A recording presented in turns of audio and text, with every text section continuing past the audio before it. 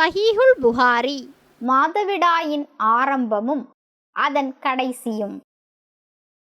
சில பெண்கள் தங்கள் மாதவிடாய் இரத்தம் நின்றுவிட்டதா என்பதை அறிய மாதவிடாய் காலத்தில் அணையாடைக்குள் பயன்படுத்திய பஞ்சை ஒரு சிறிய கூடைக்குள் வைத்து ஆயிஷா ரலியல்லாஹு அன்ஹா அவர்களிடம் அனுப்பி வைத்தனர்.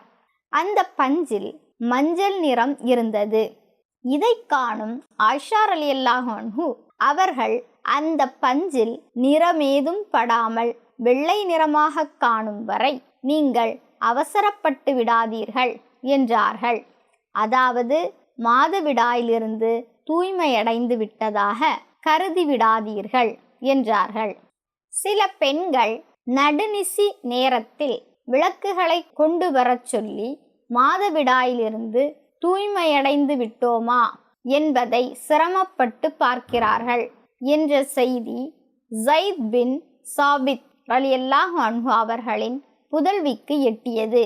அப்போது அவர் நபி ஸல்லல்லாஹு அலைஹி வஸல்லம் அவர்களது காலத்தில் வாழ்ந்த அந்த பெண்கள் இப்படி செய்ததில்லை என்று கூறி அச்சிலரை கடிந்து கொண்டார்கள்.